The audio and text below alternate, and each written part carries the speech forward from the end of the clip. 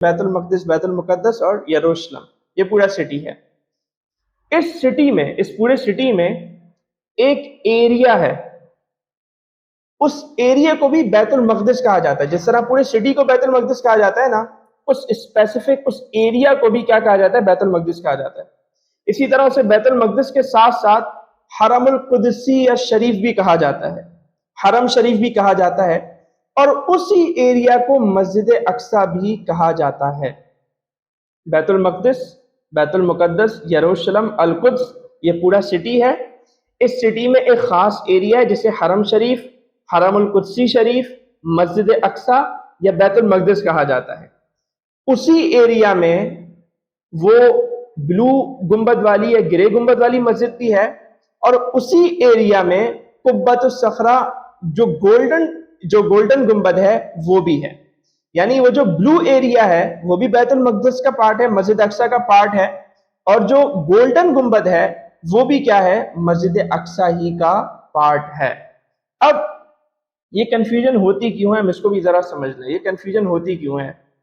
یہ کنفیوژن اس لیے ہوتی ہے، ابھی آپ نے شاید دیکھا بھی ہوگا، بعض لوگ کہتے ہیں کہ جی ہمیں جو ہے نا وہ گولڈن گنبد دکھایا جاتا ہے، اور یہ اس لیے دکھایا جاتا ہے کہ وہ مسجد اقصی گرا دی جائے اور ہمیں کہا جائے کہ دیکھو مسجد اقصی تو جو ہے وہ قائم ہے۔ میں آپ کو ایک حقیقت بتاتا ہوں، کچھ یہودیوں نے اس کانفلکٹ کا جو سولوشن پیش کیا نا، اس میں انہوں نے کہا کہ یہ گرے گنبد والی مسجد ہے نا، اس کو باقی رکھا جائے، یہ مسلمانوں کو دے دی جائے، اور باقی جو پیچھے کا ایریا ہے نا اس میں ہم جو ہے نا وہ ہیکل سلیمانی، ٹیمپل آف سولومن بنا لیں گے۔ یعنی بتانا یہ چاہ رہا ہوں کہ ان کے نزدیک وہ جو ایریا ہے قبۃ الصخرہ والا، گولڈن گنبد والا، ان کے نزدیک وہ زیادہ شاید امپورٹنٹ ہے۔ کچھ یہودیوں نے کہا ہے، ویسے تو وہ کہتے ہیں ہمارا پورا ایریا ہے، لیکن کچھ یہودیوں نے یہ بھی بات کی ہے، یعنی ہمارے یہاں یہ جو بات کی جاتی ہے کہ ہمیں یہ دکھایا جاتا ہے تاکہ یہ توڑ کر ہمیں یہ بتا دیا جائے کہ یہ مسجد اقصی ہے۔ یہ جو بلو گنبد والی مسجد ہے، تو بعض لوگ کہتے ہیں کہ لوگ چاہتے ہیں کہ اسے جو ہے وہ توڑ دیا جائے اور ہمیں قبۃ الصخرہ دکھا کر کہا جائے کہ جی مسجد اقصی تو قائم ہے۔ اب یہ کنفیوژن ہوتی کیوں ہے یہ ہم سمجھ لیں ذرا۔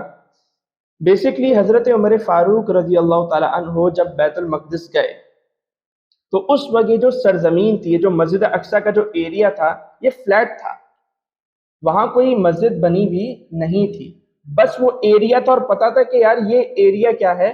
یہ بیت المقدس ہے۔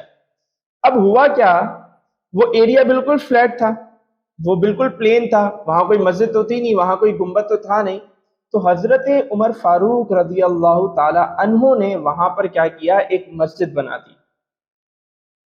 انہوں نے وہاں پر کیا کیا؟ ایک مسجد بنا دی۔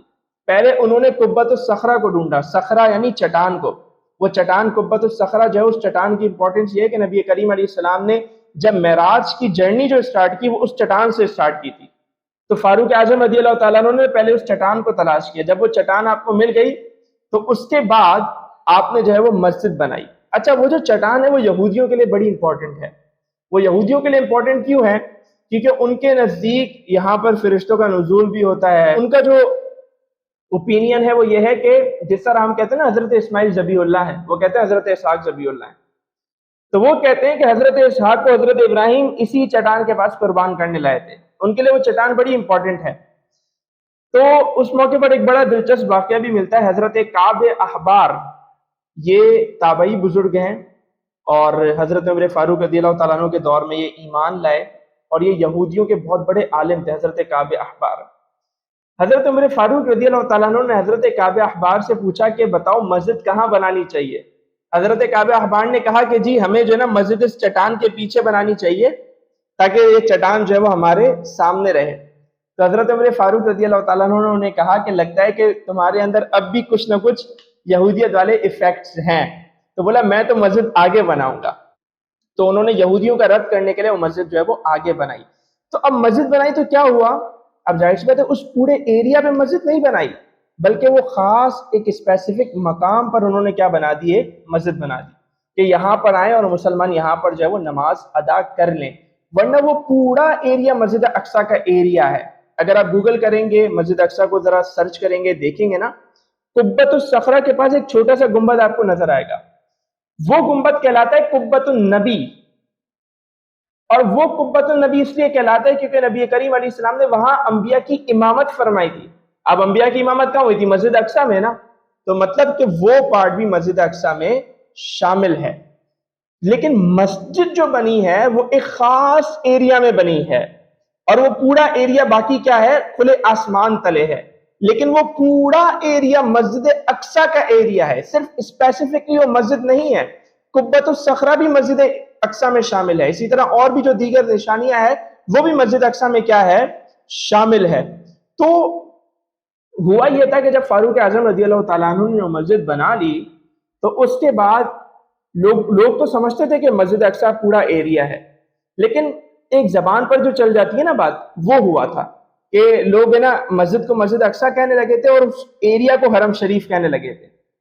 کہتے تھے یہ حرم شریف ہے اور وہ مسجد اقصیٰ ہے، جبکہ وہ حرم شریف بھی کیا ہے؟ مسجد اقصیٰ ہی ہے. وہ حرم شریف کہیں، مسجد اقصیٰ کہیں، حرم القدسی شریف کہیں، بیت المقدس کہیں، وہ پورا ایریا کیا کہلائے گا؟ مسجد اقصیٰ کہلائے گا. اور اس میں سے ہم 1 انچ بھی یہودیوں کو دینے پر راضی نہیں ہوں گے. ایسا نہیں ہو سکتا کہ آدھا وہ لے لیں آدھا ہم لے لیں، کچھ سیٹلمنٹ ہو جائے، نہیں ہو سکتا. یہ پوری کی پوری جو سرزمین ہے، یہ جو پورا کا پورا ایریا ہے، یہ کیا ہے؟ ہمارا ہے. اور ایک اور امپورٹنٹ میں آپ کو بات بتاتا ہوں. ہو سکتا ہے کل کو آپ کو کوئی سرفراں ملے اور پوچھ لے مسجد اقصیٰ کا قرآن میں ذکر ہے، تو مسجد اقصیٰ جو ہے وہ کیا بولتے ہیں، آپ تاریخ میں اس کا ذکر دکھائیں. مسجد اقصیٰ کا ذکر جو ہے وہ آپ تاریخ میں دکھائیں. بیسکلی مغالطہ یہ دینے کی کوشش کی جاتی ہے کہ بھئی مسجد اقصیٰ تو حضرت عمر فاروق رضی اللہ تعالیٰ عنہ نے جو ہے وہ تعمیر کی ہے. مسجد اقصیٰ کیا ہے؟ حضرت عمر فاروق رضی اللہ تعالیٰ عنہ نے کیا کی ہے؟ تعمیر کی ہے. تو وہی مسجد اقصیٰ ہے. وہ کہتے ہیں باقی کا ایریا مسجد اقصیٰ نہیں ہے، باقی کے ایریے پہ سیٹلمنٹ ہو سکتی ہے، یہودیوں کو ہم کیا کر سکتے ہیں؟ دے سکتے ہیں. انجینئر نے بھی کل پرسوں فلپ میں یہی بات کی ہے کہ سیٹلمنٹ کر لیں، آدھا ان کو دے دیں آدھا ہم لے لیں، کوئی مسئلہ نہیں ہے، سب مل جل کر رہیں. وہ کہتے ہیں کہ جی مسجد اقصیٰ کیا ہے؟ وہ حضرت عمر فاروق رضی اللہ تعالیٰ نے تعمیر کیا، وہ وہی ہے. تو بیسکلی اگر ہم ہسٹری کو دیکھیں نا تو ہسٹری میں اس ایریا کو کبھی بھی مسجد اقصیٰ نہیں کہا گیا. ہسٹری میں اس ایریا کو ایلیا کہا گیا، بیت المقدس کہا گیا، معبد سلیمان کہا گیا، ہیکل سلیمانی، ٹیمپل آف سولومن. مسجد اقصیٰ اس پورے ایریا کو کس نے کہا؟ سب سے پہلے قرآن نے کہا. سب سے پہلے اس ایریا کو مسجد اقصیٰ قرآن نے کہا. فاروق اعظم رضی اللہ تعالیٰ عنہ جب بیت المقدس گئے نا، انہوں نے یہودیوں سے پوچھا، عیسائیوں سے پوچھا، کیونکہ اس وقت عیسائیوں کی حکومت تھی، عیسائیوں سے پوچھا کہ ذرا مجھے بتاؤ نا، ایریا مجھے دکھاؤ. تو وہ فاروق اعظم رضی اللہ تعالیٰ عنہ کو وہ نصرانی، وہ عیسائی کیا کرتے؟ کبھی کسی چرچ میں لے جاتے، کبھی کسی چرچ میں لے جاتے. فاروق اعظم کہتے نہیں، یہ وہ جگہ نہیں ہے جو نبی کریم علیہ السلام نے ہمیں بتائی ہے، مجھے وہ نشانیاں یاد ہیں، میرے ذہن اسے سمجھ سکتا ہے، یہ جو تم مجھے جگہ دکھا رہے ہو یہ جگہ نہیں ہے. پھر بالآخر جب وہ چٹان کے پاس لے کے گئے نا صخرہ پہ، تو فاروق اعظم نے کہا ہاں وہ جگہ اب ہے. تو مطلب کیا کہ وہ ایریا بھی مسجد اقصیٰ کا پارٹ ہے. وہ جو پورا ایریا ہے نا، وہ پوری حدود، چاہے وہ گولڈن ٹیمپل ہو چاہے وہ گرے گنبد ہو، وہ سب کا سب کیا ہے؟ مسجد اقصیٰ ہی کا پارٹ ہے. یہ ایک بہت بڑی کنفیوژن ہے، اور میں آپ کو دعوے سے کہہ رہا ہوں کہ اگر آپ لوگوں سے پوچھیں گے وہ اس حوالے سے اویئر پراپرلی نہیں ہوں گے، ان کو نہیں پتا ہوگا، وہ کنفیوژن کا شکار رہتے ہیں. تو یہ کنفیوژن آج دور کر لیجئے کہ وہ جو پورا ایریا ہے وہ کیا ہے؟ مسجد اقصیٰ کا، وہ مسجد اقصیٰ کہلاتا ہے. مسجد اقصیٰ کی اہمیت کیا ہے یہ ہم نے سمجھا، مسجد اقصیٰ کیا ہے یہ ہم نے سمجھا. اب جو ایک اور امپورٹنٹ بات ہے وہ یہ ہے کہ یہودیوں کے لیے مسجد اقصیٰ کیوں امپورٹنٹ ہے، یہ بھی تو سمجھنا ہے نا، کیونکہ وہ تو قبضہ جمائے ہوئے ہیں اور وہ باقاعدہ اس کو لینے کی کوشش کر رہے ہیں. یہودیوں کے لیے مسجد اقصیٰ کیوں امپورٹنٹ ہے؟ دیکھیں بات یہ ہے، ان کے نزدیک جیسے میں نے آپ کو بتایا کہ حضرت سلیمان علیہ السلام نے اس سرزمین پر کیا تعمیر کیا تھا؟ ہیکل سلیمانی، معبد سلیمانی، اور اس کی جو پوری حدود تھی وہ وہی تھی جو میں آپ کو بتا رہا ہوں، پورا وہ ایریا اس میں داخل تھا. تو حضرت سلیمان علیہ السلام نے وہ ہیکل تعمیر کیا تھا، اور ظاہر سی بات ہے حضرت سلیمان علیہ السلام کے دور میں بنی اسرائیل تھے، حضرت موسیٰ علیہ السلام کے ماننے والے تھے، آج بھی یہودی وہی ہیں. تو وہ بیسکلی اس لیے اس کو کیا کرتے ہیں؟ امپورٹنٹ جانتے ہیں کہ یہاں پہ ان کا کیا تھا؟ معبد سلیمانی تھا، ہیکل سلیمانی تھا، ٹیمپل آف سولومن تھا. جس طرح ہم کہتے ہیں نا کہ یہ ہماری جگہ ہے، کیوں؟ کیونکہ یہ مسجد اقصیٰ ہے، فرشتوں نے اسے تعمیر کیا، حضرت آدم نے اسے تعمیر کیا. وہ بالکل اسی طرح وہ کہتے ہیں کہ نہیں یہ ہماری جگہ ہے کیونکہ یہاں حضرت سلیمان علیہ السلام نے کیا بنایا؟ टेम्पल बनाया। तो इसलिए ये क्या है, उनके लिए इम्पोर्टेंट है। और एक और बात, वो यहाँ पर हैकल सुलेमानी क्यों बनाना चाहते हैं, वो अपनी यहाँ पर रियासत क्यों कायम करना चाहते हैं, हैकल सुलेमानी क्यों बनाना चाहते हैं, उसकी वजह है उनका एक बेसिक अकीदा। वो अकीदा उनका ये है, उनके मुताबिक जब तक हमारा इस सरजमीन पे कब्जा नहीं होगा, जब तक यहाँ पर टेम्पल नहीं बनेगा, जब तक यहाँ पर हमारा प्रॉपर एक निज़ाम कायम नहीं हो जाएगा, तब तक हमारा मसीह नहीं आएगा। यानी वो किसके इंतजार में है, मसीह के इंतजार में, जो कि उनका मसीह कौन है, दज्जाल। तो वो कहते हैं जब तक हमारा मसीह तब तक नहीं आएगा जब तक हम इस जगह को क्या नहीं कर लेंगे, प्रॉपर अंदाज में बना नहीं लेंगे, यहाँ पर हमारा पूरा कब्जा नहीं हो जाएगा। तो इसीलिए वो इस जगह को क्या कहते हैं, अहम मानते हैं। और अपनी हर नस्ल को ना वो कहते हैं, यहूदी अपनी नस्ल दर नस्ल, उन्होंने अपनी नस्ल दर नस्ल को ये फलसफा सिखाया है कि यहाँ हमें हैकल सुलेमानी बनाना है, क्योंकि उन्हें यहाँ से निकाला गया था। 2000 साल 1500-2000 साल से यहूदी पूरी जमीन में भटक रहे हैं, और वो अपनी नस्ल को सिर्फ एक ही चीज सिखाते हैं कि हमें यहाँ पे क्या करना है, हैकल सुलेमानी बनाना है, लाजमी तौर पे बनाना है, क्योंकि जब तक वो नहीं बनेगा हमारा मसीह नहीं आएगा। तो इसीलिए यहूदी जो है वो बैतुल मुक़द्दस पर हैकल सुलेमानी बनाना चाहते हैं ताकि उनका यहाँ पर मुकम्मल तौर पे कंट्रोल हो सके। लेकिन यहाँ एक और बहुत इंपॉर्टेंट बात है, वो ये कि क्या यहूदी सिर्फ वो एरिया चाहते हैं, या यहूदी सिर्फ यरूशलेम चाहते हैं, क्या यहूदी सिर्फ वो बैतुल मक़दस चाहते हैं? तो ऐसा नहीं है।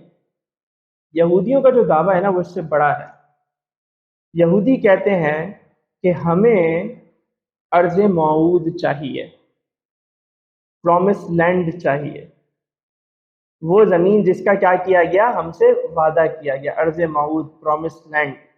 वो सिर्फ बैतुल मक़दस तक नहीं रुकेंगे। आज एक हमारे यहाँ बहस ये छिड़ी हुई है ना कि जी अगर हमास हमला नहीं करता तो देखो नुकसान नहीं होता, तो यूँ नहीं होता, तो वो नहीं होता, हमें चुप बैठना चाहिए था।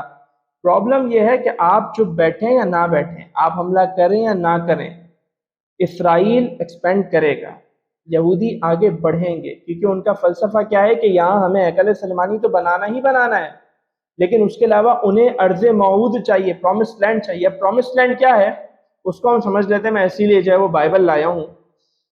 बाइबल जो है ना, बाइबल, इसको मैं थोड़ा आपको बता भी दूँ, समझा भी दूँ।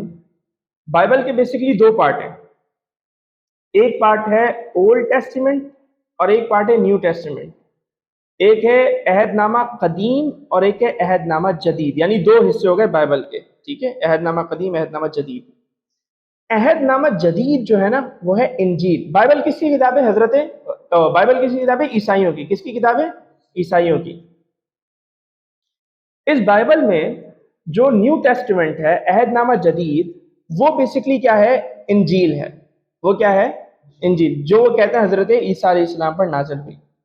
फिर ओल्ड टेस्टिमेंट क्या है, ओल्ड टेस्टिमेंट है बेसिकली वो किताबें जो दीगर अंबिया पे नाजिल हुई हजरत ईसा अलैहिस्सलाम से पहले, और जो हजरत मूसा पे नाजिल हुई, यानी तौरात। ओल्ड टेस्टिमेंट में तौरात है, दीगर अंबिया पे नाजिल होने वाली किताबें हैं, और न्यू टेस्टिमेंट में इंजील है।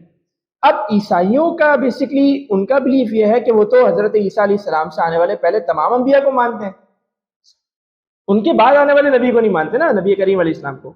उनसे पहले आने वाले तमाम नबियों को मानते हैं, मूसा अलैहिस्सलाम को भी मानते हैं। इसीलिए वो तौरात पर भी ईमान रखते हैं, और जो दीगर अंबिया पे किताबें उतरी उन पर भी ईमान रखते हैं, और इंजील को भी मानते हैं। तो बाइबल की जो पूरी उन्होंने जो पूरा कंपाइल किया है वो इस तरह किया है कि तौरात भी है, इंजील भी है, और दीगर अंबिया पे उतरने वाली किताबें भी हैं। तौरात की जो इब्तिदाई बल्कि तौरात की 5 ही किताबें हैं, और वो सबसे स्टार्ट में है, ठीक है। अहदनामा कदीम में तौरात में स्टार्ट में 5 किताबें हैं जो तौरात का पार्ट हैं, और उसमें जो सबसे पहली बुक है वो कहलाती है किताब तख्लीक, किताब पैदाइश, बुक ऑफ जेनेसिस जिसे हम कहते हैं। अब किताब तख्लीक अगर हम देखें तो उसके चैप्टर नंबर 12 में चैप्टर नंबर 12 में 17 और 15 में कुछ इंपॉर्टेंट चीजें हैं। चैप्टर नंबर 12 में वर्स नंबर 1 में है, बल्कि वर्स नंबर 1, 2 और 3 में है, और खुदावन ने ابراہیم سے کہا، ابراہیم کون؟ حضرت ابراہیم علیہ السلام، اور خداوند نے ابراہیم سے کہا تو اپنے وطن اور اپنے رشتہ داروں کے بیچ سے اور اپنے باپ کے گھر سے نکل کر اس ملک میں جا جو میں تجھے دکھاؤں گا۔ یہ حضرت ابراہیم سے خدا کہہ رہا ہے یہاں سے نکل جا اور وہاں جا میں جو ملک میں تجھے دکھاؤں گا۔ اور ایسا ہوا، حضرت ابراہیم علیہ السلام نے عراق سے ہجرت کی، جو ان کی قوم تھی بت پرست نہیں مان رہی تھی، ٹھیک ہے، اور وہ بادشاہ جو تھا نمرود وہ نہیں مان رہا تھا، آپ کو آگ میں بھی ڈالا اس نے، تو آپ نے کیا کی تھی؟ ہجرت کی تھی، اور آپ نے کس سرزمین کی طرف ہجرت کی تھی؟ فلسطین کی طرف، ٹھیک ہے۔ تو اس ملک میں جا جو میں تجھے دکھاؤں گا، اور میں تجھے ایک بہت بڑی قوم بنا دوں گا، برکت دوں گا، تیرا نام سرفراز کروں گا، ستو بائی سے برکت ہے، جو تجھے مبارک کہیں ان کو میں برکت دوں گا، اور جو تجھ پر لعنت کرے اس پر میں لعنت کروں گا، اور زمین کے سب قبیلے تیرے وسیلے سے برکت پائیں گے۔ پھر اسی طرح کہا کہ اور ابراہیم اس ملک میں سے گزرتا ہوا مقام سکم میں مورا کے بلوت تک پہنچا۔ اس وقت ملک میں کنعانی رہتے تھے، یعنی بتا رہے کہ حضرت ابراہیم نے جب فلسطین سے ہجرت کی اور وہ اس مقام پر پہنچے جو خداوند نے جن کا ان سے وعدہ کیا تھا، اس وقت وہاں کون رہتے تھے؟ کنعانی۔ کون رہتے تھے؟ اور یہ بات یاد رکھیے گا، کنعانی عرب ہیں۔ کون ہے کنعانی؟ عرب ہیں، ٹھیک ہے، یہ ذہن میں رکھیے گا، یہ پوائنٹ، کنعانی عرب ہیں۔ تب خداوند نے ابراہیم کو دکھائی دے کر کہا کہ یہی ملک میں تیری نسل کو دوں گا، اور وہ ملک کون ہے؟ کون سا ہے؟ فلسطین ہے۔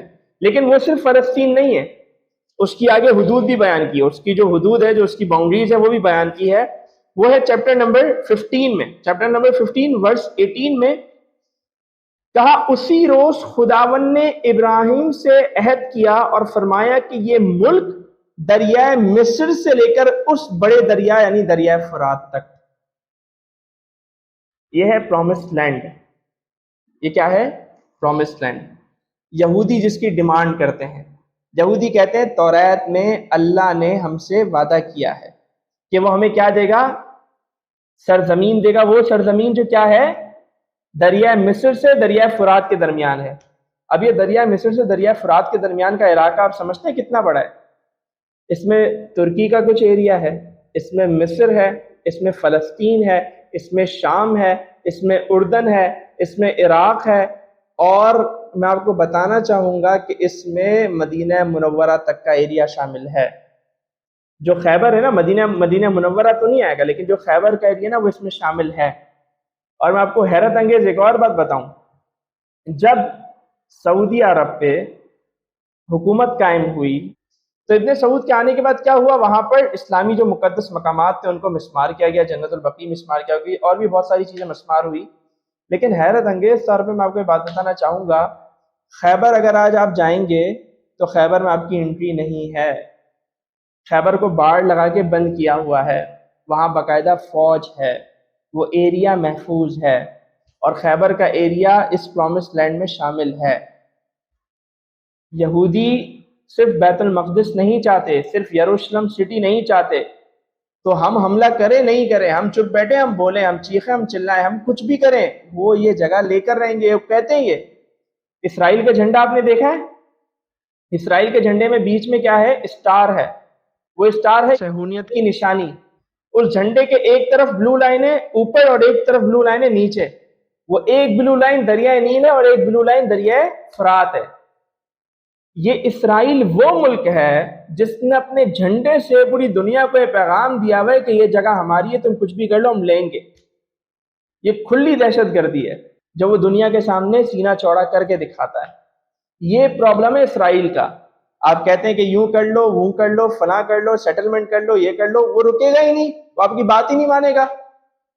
تو یہ جو ہے نا عرض موعود ہے۔ اور ایک اور مزے کی بات میں آپ کو بتاؤں، اوکاشا نے ذکر کیا تھیوڈور ہرٹزل کا کہ اس نے جو ہے وہ نظریہ پیش کیا عرض موعود کو لینے کا، صہیونیت جسے کہتے ہیں نا، صہیونیت پوری تحریک ہے۔ اچھا یہ بھی آپ کو میں بتا دوں، یہودیوں میں بہت سارے ایسے لوگ ہیں جو صہیونیت پر بلیو نہیں کرتے۔ کچھ لوگوں کا پروٹیسٹ بھی آیا تھا کہ بھئی اسرائیل غلط کر رہا ہے، وہ کہتے ہیں کہ جی ہم یہودی ہیں، صہیونی یہودی الگ ہیں، زائنسٹ موومنٹ الگ ہے، وہ یہودیوں کا سمجھ لیں آپ ایک فرقہ آپ اسے کہہ لیں، اور جو ایک بڑی جماعت شاید اسے ہم کہہ سکتے ہیں۔ کچھ یہودی ایسے ہیں جو زائنسٹ موومنٹ کا پارٹ نہیں ہے، یہ بات ہے۔ تو میں بتا یہ رہا تھا کہ ہرٹزل کا ذکر ہوا اور ساری چیزوں کا ذکر ہوا کہ اس نے یہ نظریہ پیش کیا لیکن یہاں سمجھنے کی بات یہ ہے کہ یہ میں نے آپ کو بتایا کیا ہے، بائبل، اور عیسائی کیا ہے، پوری بائبل کو مانتے ہیں، توریت کو مانتے ہیں. تو جو پرومسڈ لینڈ ہے اس پر کیا ہے، صرف یہودی نہیں عیسائی بھی بلیو کرتے ہیں. عیسائی بھی پرومسڈ لینڈ کا ان کے ذہن میں کہیں نہ کہیں نقشہ ہے. تو اب آپ یہ دیکھیں کہ کس طرح یہودی جو ہے وہ پرومسڈ لینڈ کا دعویٰ کرتے ہیں اور وہ ایکسپینڈ کرنا چاہتے ہیں. اچھا، اب ان کا یہ دعویٰ کس طرح غلط ہے، اب ہم اس کو سمجھ لیتے ہیں ذرا. ان کا یہ دعویٰ کس طرح، توریت میں تو ہے مان لیا، بیت المقدس بھی انہیں چاہیے مان لیا، یہ ارض موعود بھی انہیں چاہیے مان لیا، اور وہ عیسائی بھی ان کے پشت بنائے. آج ہم دیکھتے ہیں نا امریکہ ان کا کتنے ساتھ ہے، پورا یورپ ان کے ساتھ ہے نا. کیوں ساتھ ہے؟ کیوں امریکہ جو ہے نا وہ یہودیوں کی اتنی سپورٹ کرتا ہے؟ کیونکہ امریکہ بھی بیسکلی وہ پرومسڈ لینڈ پر بلیو کرتا ہے. ہم بعض اوقات یہ سمجھتے ہیں کہ شاید جو ہے نا وہ یہودیوں نے ان کو کچھ گھول کے پلا دیا ہے اور پورا ان کا دماغ بند کیا ہوا ہے، تو ایسا نہیں ہے. کہیں نہ کہیں عیسائیوں کے بہت زیادہ بڑے مفادات اس سے وابستہ ہیں، یہ بات ہے. اب ہم یہ بات کرتے ہیں کہ ان کا یہ جو ارض موعود جو پرومسڈ لینڈ کا جو یہ دعویٰ کرتے ہیں، یہ ان کا دعویٰ کس طرح غلط ہے. تو اب ذرا آپ اس کو ذرا سمجھیں، ہسٹری کو دیکھیں. جیسے اوکاشا نے ہسٹری بتائی ساری، میں تھوڑا اس میں اور ایڈ جو ہے وہ کرنا چاہوں گا. حضرت ابراہیم علیہ السلام، حضرت ابراہیم علیہ السلام سے ہم اسٹارٹ کرتے ہیں. حضرت ابراہیم علیہ السلام نے بیت المقدس ہجرت کی، ٹھیک ہے.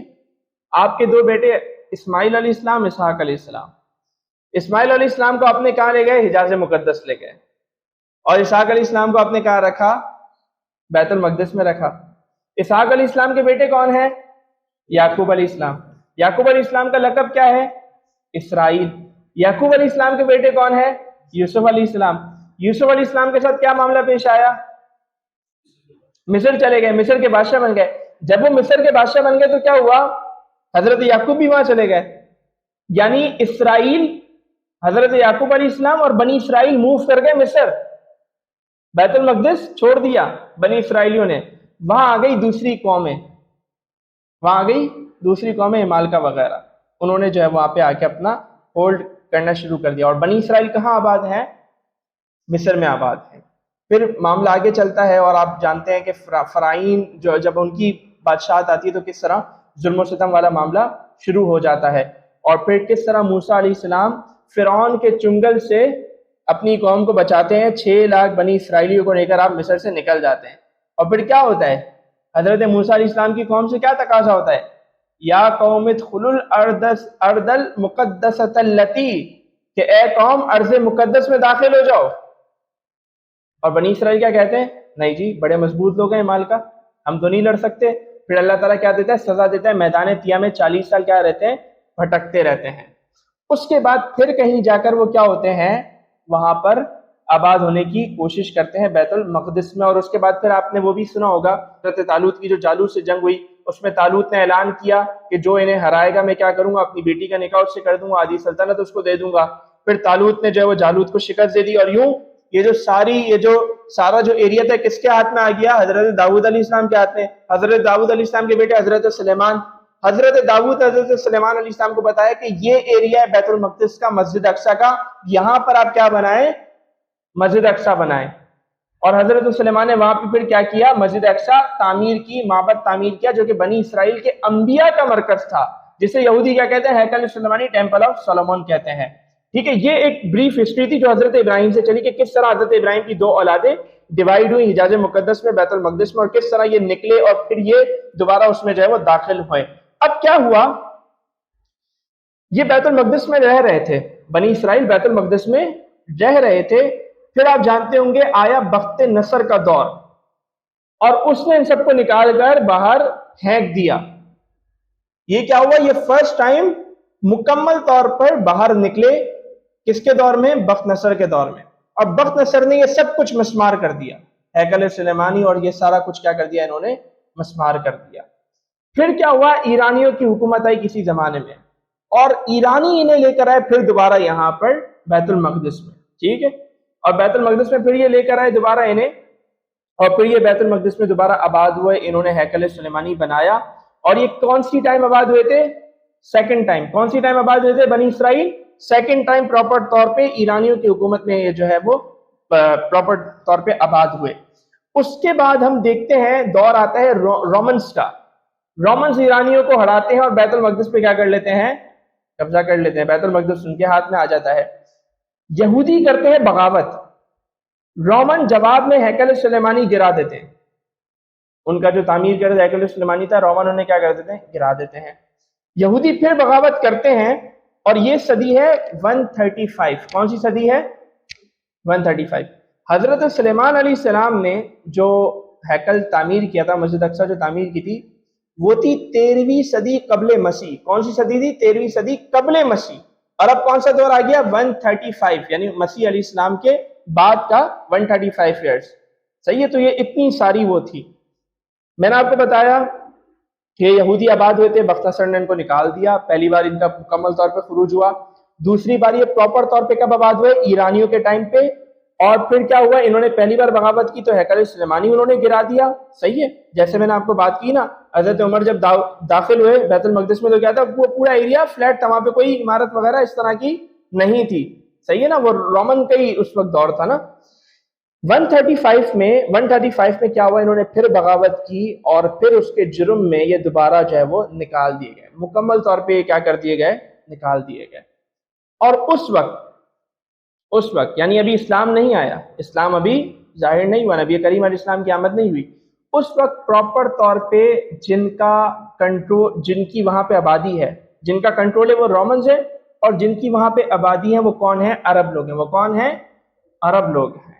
اور میں نے آپ کو کہا تھا کہ یاد رکھیے گا کہ حضرت توریت کے مطابق، یہ ہم نہیں کہہ رہے، توریت کہہ رہی ہے، ہمیں نہیں پتا، توریت کے مطابق کہہ رہے ہیں کہ جب ابراہیم علیہ السلام بیت المقدس گئے، فلسطین کی طرف گئے، کون آباد تھا؟ کنعانی۔ تو وہ کون تھے؟ عرب تھے۔ تو اس سے پہلے بھی کون تھے؟ عرب آباد تھے، اور ابھی بھی دوبارہ کون ہو گئے؟ اسلام سے پہلے عرب آباد ہو گئے۔ اس وقت سے لے کر 135 عیسوی سے لے کر 1917 تک یہودیوں کو بنی اسرائیل میں پناہ، فلسطین میں بیت المقدس میں پناہ نہیں ملی، ان کو جگہ نہیں ملی۔ یہ تو پھر بعد میں جو کچھ ہوا وہ پھر یہ آگے دوبارہ یہ آئے۔ اور پھر 135 سے لے کر حضور علیہ السلام کی پیدائش کب ہوئی؟ 571 میں۔ 135 سے 571 تک، اور پھر حضرت عمر فاروق کے دور تک آپ حساب کر لیں۔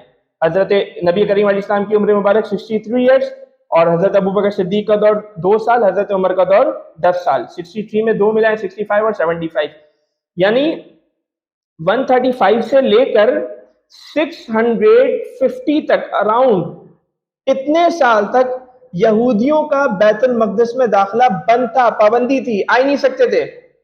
اور اسلام سے پہلے مکمل طور پہ جو قوم بیت المقدس میں آباد تھی وہ کون تھی؟ عرب قوم تھی۔ صحیح ہے؟ اب ہم بیسکلی اس بات کو سمجھ رہے تھے کہ ان کا یہ جو دعویٰ یہ کس طرح غلط ہے، ان کا یہ جو دعویٰ ہے یہ کس طرح غلط ہے۔ اب آپ آ جائیں اس پہ، یہ میں نے آپ کو ہسٹری سمجھائی نا، اس ہسٹری سمجھانے کا ایک مقصد تو یہ تھا تاکہ آپ ایک پوری تاریخ سے واقف ہو جائیں، اور اس حوالے سے بیسکلی نا قرآن کی بھی ایک پیشن گوئی ہے، وہ میں پھر ابھی ڈسکس نہیں کرنا، ورنہ پھر ہم ایک اور جو ہے نا اس میں چلے جائیں گے۔ میں آپ کو اشارہ کر دیتا ہوں، سورہ بنی اسرائیل کی اگر آپ ابتدائی 10-12 آیات پڑھیں نا، تو اس میں اللہ تبارک و تعالیٰ نے بنی اسرائیل کے ان 2 مرتبہ خروج کا لکھا ہے۔ اور پھر آیت نمبر 104 میں، بنی اسرائیل کی آیت نمبر 104 میں اللہ تبارک و تعالیٰ نے یہ بھی ذکر کیا ہے کہ پھر ایک وقت آئے گا جب تم سارے سمٹ کر اس زمین میں پھر آ جاؤ گے۔ وَبِالْحَقِّ أَنزَلْنَا وَبِالْحَقِّ نَزَلَ، اس سے پہلے والی آیت کون سی ہے؟ کہ تم سارے سمٹ کر جو ہے نا وہ اس سرزمین کی طرف جو ہے نا وہ آ جاؤ گے۔ سورہ بنی اسرائیل کی آیت ہے، بہرحال اس کو آپ دیکھ لیجئے گا لازمی طور پہ، یہ بڑی اہم ہے۔ قرآن پیشن گوئی کرتا ہے کہ 2 بار تم نکلے اور پھر تیسری بار تم پھر سمٹ کر آؤ گے، اور وہ تمہاری تباہی کا آخری بار ہوگا، اور یہ اب پھر سمٹ کر دوبارہ آ رہے ہیں۔ خیر ہم سمجھتے ہیں ان کا دعویٰ کس طرح غلط ہے۔ تو ایک تو یہ اس وقت سے کیا ہے، بالکل باہر ہے 135 سے۔ اچھا اب آپ دیکھیں توریت کیا کہہ رہی ہے؟ یہ توریت کہہ رہی ہے، ہم نہیں کہہ رہے، توریت کیا کہہ رہی ہے کہ ابراہیم سے اللہ نے وعدہ کیا کہ وہ کیا دیں گے؟ دریائے نیل سے لے کر دریائے فرات تک کا ایریا کس کو دے دیں گے؟ ابراہیم کو اور ان کی آل کو دے دیں گے۔ نسل کی بھی بات ہوئی نا، تمہاری اور تمہاری نسل کو دریائے نیل سے لے کے دریائے مصر تک کا ایریا دے دیں گے، ٹھیک ہے۔ اب آپ دیکھیں اسلام لانے سے پہلے وہاں پہ کوئی بھی جیو نہیں ہے، کوئی بھی یہودی نہیں ہے۔ اسلام آتا ہے، نبی کریم علیہ السلام اعلان نبوت فرماتے ہیں 40 سال میں، اور پھر 40 سال کے بعد کچھ عرصہ ہم دیکھتے ہیں تبلیغ ہوتی ہے، اور پھر ہم دیکھتے ہیں کہ ایک وقت آتا ہے ابو طالب رخصت ہو جاتے ہیں، حضرت خدیجہ رخصت ہو جاتی ہے، آپ طائف جاتے ہیں، اور پھر ایک واقعہ آتا ہے معراج کا واقعہ، اور اللہ تبارک و تعالیٰ نبی کریم علیہ الصلوۃ والسلام کو مسجد حرام سے مسجد اقصی تک کی کیا کرواتا ہے؟ سیر کرواتا ہے. سبحان الذی اسریٰ بعبدہ لیلا من المسجد الحرام الی المسجد الاقصی، کہ پاک ہے وہ ذات جو راتوں رات اپنے بندے کو لے گئی مسجد حرام سے مسجد اقصی کی طرف. یعنی نبی کریم علیہ الصلوۃ والسلام کی اس معراج میں اللہ تبارک و تعالیٰ کی طرف سے یہ اعلان تھا کہ یہ جو پارٹیشن ہوئی تھی نا، آل اسماعیل کو حجاز مقدس ملا تھا اور آل اسحاق کو بیت المقدس ملا تھا. اب آخری نبی آ گئے، پارٹیشن ختم ہو گئی، اب مسجد حرام پر بھی مصطفیٰ صلی اللہ علیہ وآلہ وسلم کی حکومت ہے، مسجد اقصی پر بھی مصطفیٰ صلی اللہ علیہ وآلہ وسلم کی حکومت ہے. اور پھر آپ دیکھیں توریت کہہ رہی ہے ابراہیم سے اور ان کی نسل سے وعدہ ہوا، اور پھر آپ دیکھیں وعدہ پورا ہو گیا، مسلمان نکلے، یہ سارا علاقہ مسلمانوں نے فتح کیا. آج بھی مسلمانوں کے کنٹرول ہے ان علاقوں پر، ترکی پہ، مصر پر، اردن پر، جارڈن جسے ہم کہتے ہیں، عراق، اور پھر آگے چل کے مدینہ، یہ سب، اور پھر فلسطین، سب پر مسلمانوں کا کنٹرول ہے. تو آپ مجھے بتائیں یہودیوں کا دعویٰ بچتا کہاں ہے؟ اللہ تعالیٰ نے وعدہ پورا کر تو دیا کہ ابراہیم کی آل سے یعنی آل اسماعیل سے نبی کریم علیہ الصلوۃ والسلام کے ذریعے یہ پورا علاقہ مسلمانوں کو مل گیا. تو کیا بچا؟ یہودیوں کا دعویٰ کہاں بچا؟ کچھ بھی نہیں بچا. پھر ہم ایک اور امپورٹنٹ چیز میں آپ کو بتانا چاہوں گا. میں نے آپ کو جیسے کہا کہ 135 سے حضرت عمر فاروق تک ان پر پابندی تھی یہودیوں پر. حضرت عمر نے جب فتح کیا یہ علاقہ، آپ نے اکاشا کی گفتگو میں سنا کہ کس طرح یہودیوں نے نبی کریم علیہ السلام کے دور میں جو ہے وہ تباہی مچائی تھی اور سازشیں کی تھی، اور ایک مرتبہ جو ہے آپ پر پتھر گرا کر مارنے کی کوشش کی، آپ کو زہر دینے کی کوشش کی، آپ کے خلاف غداری کرنے کی کوشش کی خندق کے موقع پر. یہ ساری ان کی جو ہے نا وہ اسلام کے خلاف سازشیں تھی. لیکن آپ دیکھیں کہ اسلام کا رول کیسا ہے. حضرت عمر فاروق رضی اللہ تعالیٰ عنہ نے جب بیت المقدس فتح کیا تو معاہدہ جب ہوا تو اس کی ایک شق یہ تھی کہ یہودی یہاں پر عبادت کے لیے آ سکتے ہیں، زیارت کے لیے آ سکتے ہیں. ہاں آباد نہیں رہیں گے نہیں، لیکن کیا کر سکتے ہیں؟ عبادت کے لیے آ سکتے ہیں. یعنی اتنے سال تک 500-600 سال تک جن پر پابندی تھی، حضرت عمر فاروق نے اس پابندی کو ہٹائی. یہ اسلام نے یہودیوں کے ساتھ کیا کیا؟ اس نے سلوک کیا. پھر جیسے انہوں نے ہسٹری ذکر کی کہ 2000 سال تک یہ بھٹکتے رہے، ان کو پناہ کس نے دی؟ ہسٹری کی کتابوں میں غیر مسلم مؤرخین یہ لکھتے ہیں، یہودی خود اس بات کا اعتراف کرتے ہیں کہ یہودیوں کا سب سے سنہری دور وہ دور تھا کہ جب اندلس میں مسلمانوں کی حکومت کے ٹائم پہ انہیں جو ہے وہ مسلمانوں کی حکومت میں رہنے کا موقع ملا.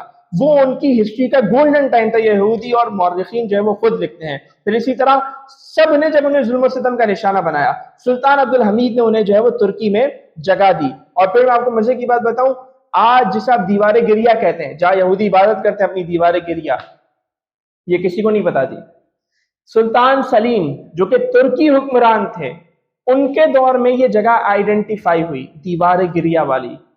انہوں نے اس جگہ کو صاف کروایا اور یہودیوں کے لیے اسے اوپن کیا، اور وہ وہاں کر جو ہے عبادت کرتے ہیں. اور دیوار گریا کے بارے میں ایک اور بات بتاؤں میں آپ کو، کہ دیوار گریا وہ ہے جہاں یہودی اس لیے آ کر روتے ہیں، وہ کہتے ہیں ہم نے بڑا غلط کیا، بار بار اللہ کی نافرمانی کی، جیسے انہوں نے بھی بتایا ضربت علیہم الذلہ، بار بار نافرمانی کی وجہ سے ان پر ذلت ڈال دی گئی، تو وہ آ کر اسی لیے وہاں پہ روتے ہیں کہ ان پر ذلت ڈلی ہوئی ہے. لیکن ایک اور بات بتاؤں میں آپ کو، اسلامی تاریخ میں اس دیوار کو دیوار براق کے نام سے بھی یاد کیا جاتا ہے، کیونکہ یہ ہماری نشانی اس طرح ہے کہ معراج کی رات نبی کریم علیہ السلام کا براق اسی مقام پر ٹھہرا تھا، تو ہمارے لیے یہ دیواریں کیا ہے؟ براق ہے. اچھا، اب یہ ساری جو ہے وہ مسجد اقصی کی ہم نے امپورٹنس سنی اور یہ ساری ہم نے ہسٹری سنی. اس کا مقصد کیا تھا؟ اس کا آخر کیا مقصد تھا؟ دیکھیں، یہودی جو ہے نا ایری چوٹی کا زور لگا رہے ہیں کہ کسی طرح ہمیں ایکسیپٹ کیا جائے، اسرائیل کو ایکسیپٹ کیا جائے، اس طرح اس کے لیے بہت کچھ کر رہے ہیں. ٹھیک ہے، بہت کچھ کر رہے ہیں. ہمیں کیا کرنا ہے؟ ہمارا کیا رول ہونا چاہیے؟ تھیوڈور ہرٹزل کا بار بار ذکر ہوا، اس کی ڈائری ہمیں ملتی ہے. وہ اپنی ڈائری میں لکھتا ہے کہ اگر میں آج، جب اس نے سلطنت یہود کا، اسرائیل کا جو نقشہ پیش کیا نا، وہ اپنی ڈائری میں لکھتا ہے اگر میں آج چیخ کر دنیا کو یہ بتانا شروع کر دوں کہ میں یہودی سلطنت بنانے جا رہا ہوں، اس دور میں جب ان کو کوئی گھاس نہیں ڈالتا تھا. تھیوڈور ہرٹزل کہتا ہے کہ اگر میں آج چیخ کر لوگوں کو بتانا شروع کر دوں تو مجھے جو جواب ملے گا نا، وہ کیا ملے گا؟ مجھے ورلڈ وائڈ ہنسی کی صورت میں جواب ملے گا، لوگ ہنسیں گے مجھ پہ. لیکن بولتا ہے آج نہیں، 5 سال بعد نہیں، تم 50 سال بعد دیکھو گے یہودی ریاست قائم ہوگی. اور ایگزیکٹ 50 ایئرس بعد 1897 سے لے کر آپ دیکھیں 1947 میں یہودی ریاست قائم ہوگی، ایگزیکٹ 50 ایئرس بعد. وہ کہتے ہیں آج نہیں، 5 سال بعد نہیں، 50 سال بعد یہ یہودی ریاست کیا ہوگی؟ قائم ہوگی. تو کہنے کا مقصد یہ ہے کہ اس نے یہ بات کی اور اس نے کہا لوگ آج ہنسیں گے لیکن 50 سال بعد یہ قائم ہوگی. میں نے آپ سے کہا کہ ہم یوں کیوں جمع ہوئے، ہم یہ بات کیوں کر رہے ہیں، ہم اس کی امپورٹنس کو کیوں سمجھ رہے ہیں، وہ اس لیے کیونکہ ہم یہ چاہتے ہیں آج جیسا بھی ماحول ہو لیکن ہم یہ چاہتے ہیں کہ مسجد اقصیٰ کی جو اہمیت ہے، اس کی جو عظمت ہے، وہ ہمارے دلوں میں برقرار رہے، ہمیں ہسٹری پتہ ہو، ہمیں یہ پتہ ہو، اور ہم اس کو اپنی نسلوں کو بتائیں۔ یہودی ہر نسل کو بتاتے تھے کہ ہیکل تعمیر کرنا ہے، نسل در نسل یہ بات چلاتے تھے، تو آج دیکھیں وہ اس مقام پر، اس پوزیشن پر پہنچنے ہی والے ہیں۔ تو ہمیں بھی اپنے لوگوں کو یہ بتانا ہے، ہم میں سے جو جہاں بھی ہے نا، کوئی ٹیچر اپنے اسٹوڈنٹ کو بتائے، کوئی جاب کرتا ہے تو اپنے کولیگس کو بتائے، کوئی اسٹوڈنٹ ہے تو اپنی دوستوں کی گیدرنگ میں بتائے، جس کی جہاں تک رسائی ہے وہ اس بات کو عام کرے، مسجد اقصیٰ کے بارے میں لوگوں کو بتائیں۔ ہمیں ایک نسل تیار کرنی۔ اب مثال کے طور پر آپ نے آج ذکر کرنا چھوڑ دیا کہ یار ہم تو کچھ کر ہی نہیں سکتے، ہمارے حکمران ہمیں جہاد پہ تو جانے نہیں دیتے، یہ مسئلہ وہ مسئلہ، مسجد اقصیٰ کا ذکر ختم ہو گیا، بالکل ختم ہو گیا۔ کل کو اللہ نے اسباب بنا دیے، اچانک جو ہے وہ تحریک اٹھی اور جہاد کے لیے جو ہے نا وہ سلسلہ شروع ہو گیا یا ریفرینڈم شروع ہو گیا۔ اگر ہم واقف ہی نہیں ہوں گے اہمیت سے یا تاریخ سے، آپ مجھے بتائیں ہم جہاد میں، ریفرینڈم میں کیسے حصہ لے سکیں گے؟ ہم تو بولیں گے بھئی یہ تو وہاں، یہ تو ان کی سرزمین ہے، یہ لوگ رہتے ہیں، ان کا حصہ ہے۔ تو یہ بڑی ضرورت ہے اس بات کی کہ اس موضوع کو مرنے نہ دیا جائے۔ دیکھیں یہودیوں کی 2000 سالہ تاریخ ہمیں دعوت دے رہی ہے، وہ کس طرح اپنے مقصد سے، مشن سے وفادار رہے، نسل در نسل یہ پیغام آگے پہنچاتے رہے، ہمارے نہیں، اگلی نسل میں، ہمیں پیغام اگلی نسل کو دینا ہے، ہمیں نسل تیار کرنی ہے۔ جب ایک نسل تیار ہو جائے گی، جب اس اہمیت سے واقف ہوگی، تو انشاءاللہ چینج بھی آئے گا۔ اور آج تو ہم یہاں بیٹھے نا، ہم چھوٹے ہیں، ہم یہاں بیٹھے ہیں، جب یہ پیغام پھیلے گا، میسج جو ہے نا وہ پھیلے گا، ہو سکتا ہے کل کو انہی میں سے کوئی پرائم منسٹر بنے، کل کو انہی میں سے کوئی پریزیڈنٹ بنے، کل کو انہی میں سے کوئی فارن منسٹری میں جائے، کل کو انہی میں سے کوئی اقوام متحدہ کا مسلمانوں کو ریپرزینٹ کرے، پاکستان کو ریپرزینٹ کریں۔ تو آپ مجھے بتائیں اس کے کتنے بڑے اثرات ہوں گے۔ جو قومیں بنتی ہیں، جو پلاننگز ہوتی ہیں، وہ اسی طرح ہوتی ہے جیسے تھیوڈور ہرٹزل نے کہا کہ آج نہیں 50 سال بعد قائم ہو جائے گی ریاست۔ تو ہمیں یہی کام کرنا ہے، ہمیں سینہ بہ سینہ اس کام کو لے کر چلنا ہے۔ اور آج تو ہمارے ہاتھ میں سوشل میڈیا ہے، اس پہ ہم وقتاً فوقتاً اس حوالے سے جو ہے وہ اپنی ایکٹیویٹیز کرتے رہیں۔ اور اسپیشلی ایک بات یاد رکھیں، میں نے معراج کا ذکر کیا نا، کہ معراج کی رات اللہ نے اعلان کر دیا کہ مسجد حرام پہ بھی حکومت مصطفیٰ کی، مسجد اقصیٰ پر بھی حکومت مصطفیٰ کی۔ اسپیشلی معراج کی جب تقریر ہونا، اس وقت مسجد اقصیٰ کی اہمیت لوگوں کو ضرور بتائیں، مسجد اقصیٰ کے بارے میں اس وقت لوگوں کو ضرور بتائیں۔ جس طرح ہم ربیع الاول میں سیرت النبی کے حوالے سے ایک پورا ہمارے یہاں سلسلہ ہوتا ہے نا، ہر جگہ میلاد کی بات، سیرت کی بات، حضور کی بات، ویسے معراج کا موقع ایک ایسا موقع بن جائے، رجب کا موقع ایک ایسا موقع بن جائے، ہر طرف جو ہے مسجد اقصیٰ کی بات ہو رہی ہے، ہر کوئی مسجد اقصیٰ کی امپورٹنس کو جان رہا ہو۔ تو یہ وہ چیزیں ہیں جنہیں ہمارے لیے جاننا کیا ہے بہت زیادہ اسی لیے ضروری ہے، تاکہ ہم اس میسج کو عام کر سکیں، لوگوں کے دلوں میں اس بات کو ہم اتار سکیں۔